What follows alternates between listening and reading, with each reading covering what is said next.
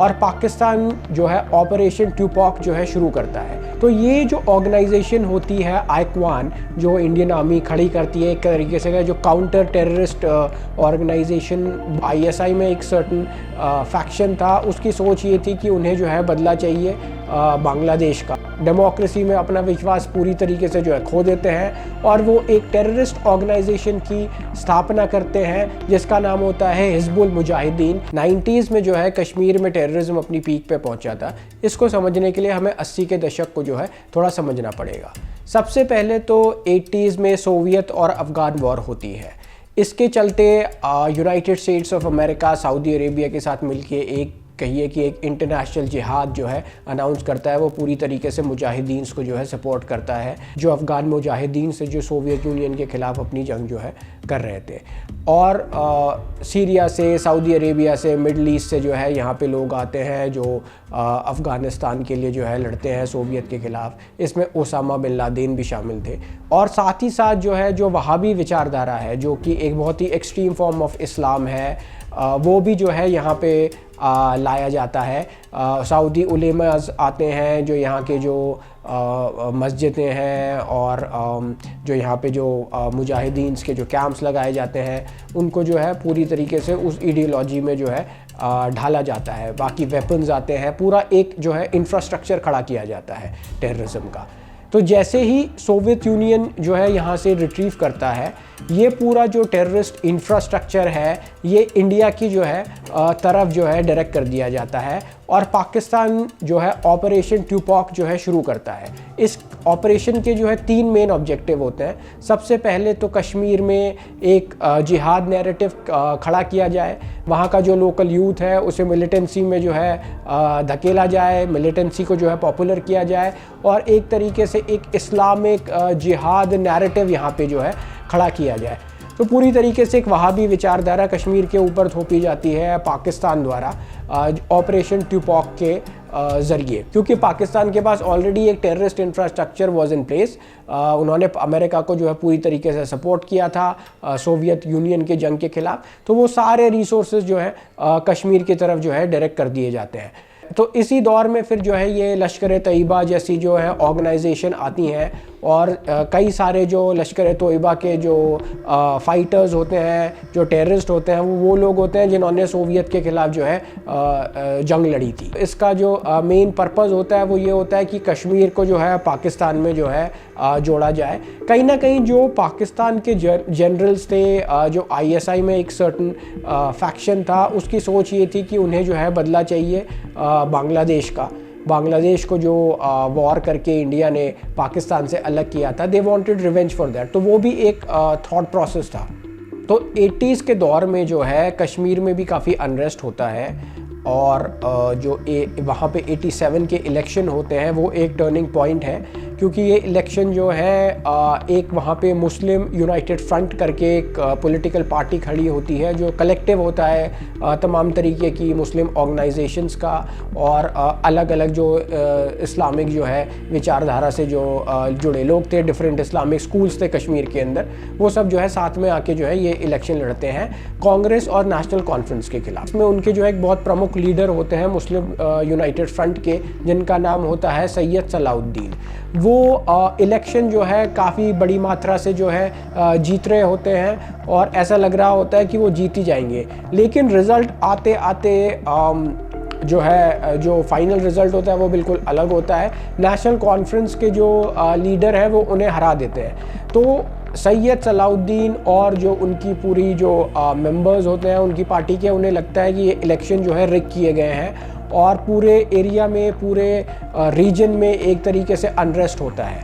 और जैसे ही national conference की गवर्नमेंट बनती है, वो इन लोगों के खिलाफ जो है सख्त से सख्त जो है एक्शन लेते हैं। इसके चलते जो है सैयद सलाउद्दीन डेमोक्रेसी में अपना विश्वास पूरी तरीके से जो है खो देते हैं और वो एक टेररिस्ट ऑर्गेनाइजेशन की स्थापना करते हैं जिसका नाम होता है हिजबुल मुजाहिदीन। वो कश्मीर में बहुत आतंक फैलाती है और एक ड्रेडेड टेररिस्ट ऑर्गेनाइजेशन का रूप ले लेती है। साथ ही साथ जो उनके इलेक्शन के मैनेजर होते हैं यासीन मलिक, वो बॉर्डर क्रॉस करके जो है JKLF ज्वाइन कर लेते हैं, जम्मू कश्मीर लिबरेशन फ्रंट। इसके चलते पूरा 90s में जो है कश्मीर में टर्मोइल रहता है। वहाँ पे जो है प्रेसिडेंट रूल लगा दिया जाता है 1990 में। और फिर जब इंडियन आर्मी इस चैलेंज के साथ जो है डील कर रही होती है, ये भी एक उनके लिए एक नया चैलेंज था, एक नई तरीके की मोडस ऑपरेंडी थी कि जो है किस तरीके से एक प्रॉक्सी वॉर जो है इंडिया के खिलाफ पाकिस्तान ने शुरू करी है। काफ़ी सारे जो यूथ होते हैं जिन्होंने ये सेपरेटिस्ट या टेररिस्ट ऑर्गेनाइजेशंस ज्वाइन करी होती हैं, वो कहीं ना कहीं जो है पाकिस्तान से जो है उनके डिफरेंसेस जो है सामने आने लगते हैं और वो समझ जाते हैं कि ये जो रास्ता है ये इसका कोई जो है मतलब कोई अंत नहीं है। तो वो कहीं ना कहीं जो है सरेंडर करना चाहते हैं। इंटेलिजेंस एजेंसी हैं वो कहीं ना कहीं समझ जाती हैं कि काफ़ी तादाद में जो टेररिस्ट हैं वो सरेंडर करना चाहते हैं। तो इनको जो है हमारी आर्मी, हमारी इंटेलिजेंस एजेंसी सरेंडर करवाती है और एक काउंटर टेररिस्ट ऑर्गेनाइजेशन जो है खड़ी करती है जिसका नाम होता है आइक्वान। आइक्वान जो है एक बड़ा यूनिक एक्सपेरिमेंट होता है और इसमें जो जितने भी जो इसके मेंबर्स होते हैं वो सारे फॉर्मर टेररिस्ट होते हैं। तो वो सब लोग होते हैं जो पूरी टेररिस्ट का जो मोडस ऑपरेंडी है, उनकी थिंकिंग है, वो सब समझते हैं क्योंकि वो पहले खुद वही थे।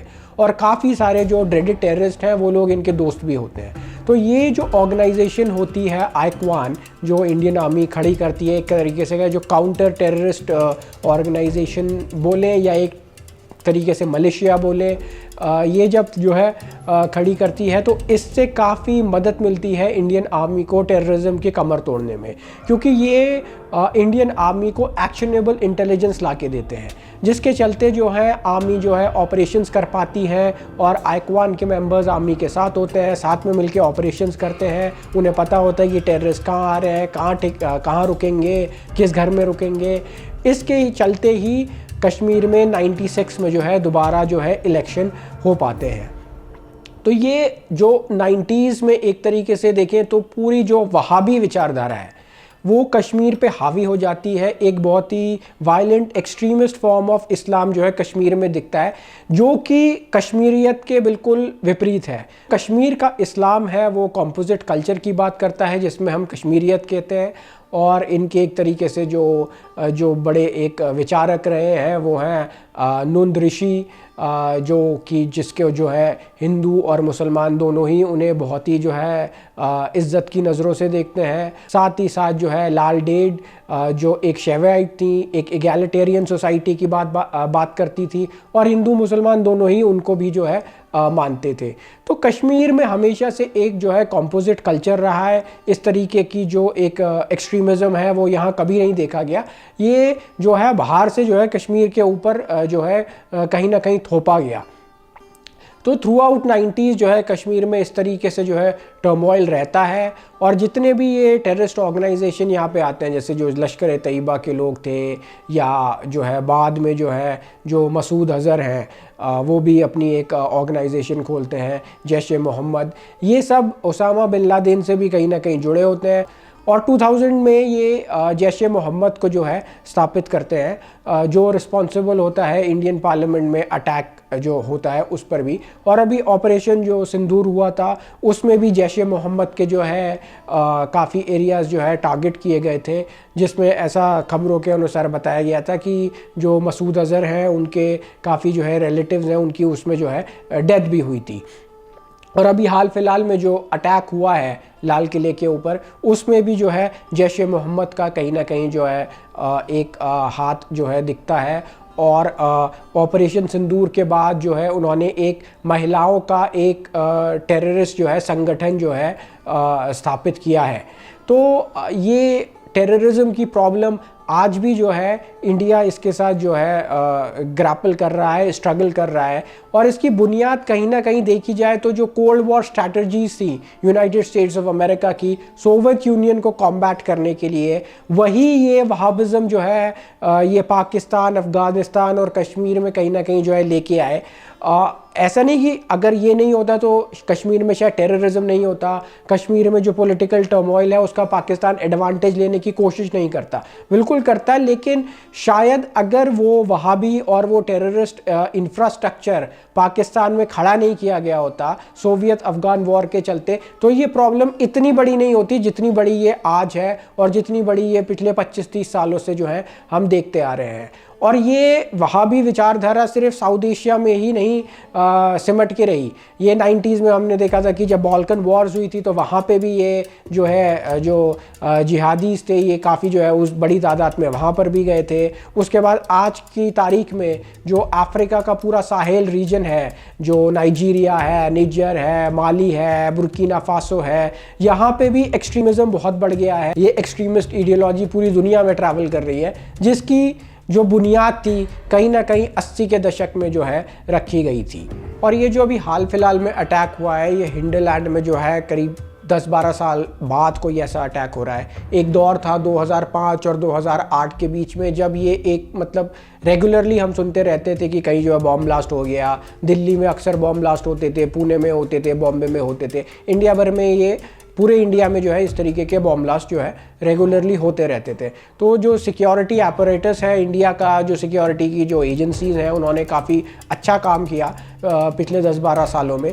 लेकिन कहीं ना कहीं ये बात भी जो है हमें समझनी पड़ेगी कि ये जो लड़ाई है सिक्योरिटी के फ्रंट पे तो हम लड़ सकते हैं, लेकिन ये एक आइडियोलॉजी की भी लड़ाई है, एक वायलेंट आइडियोलॉजी है जो लोगों को मतलब इस हद तक कंट्रोल कर लेती है कि वो उसके लिए अपनी जान भी देने के लिए तैयार है, वो सुसाइड बॉम्बर्स बन जाते हैं। तो कहीं ना कहीं ये एक आइडियोलॉजिकल बैटल है, और इस आइडियोलॉजिकल बैटल का जो एक जवाब है वो कश्मीरियत में ही है।